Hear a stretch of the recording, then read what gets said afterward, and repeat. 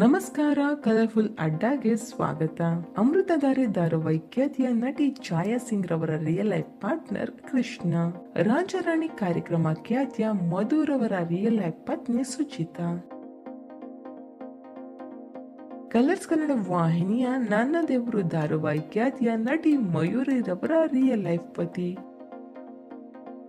ಗಿಚ್ಚಿ ಗಿಲಿ ಗಿಲಿ ಕಾರ್ಯಕ್ರಮ ಖ್ಯಾತಿಯ ಚಂದ್ರಪ್ರಭಾ ರವರ ರಿಯಲ್ ಲೈಫ್ ಪತ್ನಿ Bharati Priya.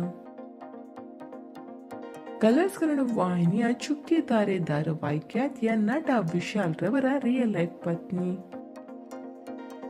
Social media creator ಆಗಿರುವಂತಹ ನಿಖಿಲ್ ರವರ ರಿಯಲ್ ಲೈಫ್ ಪತ್ನಿ ಮಧು.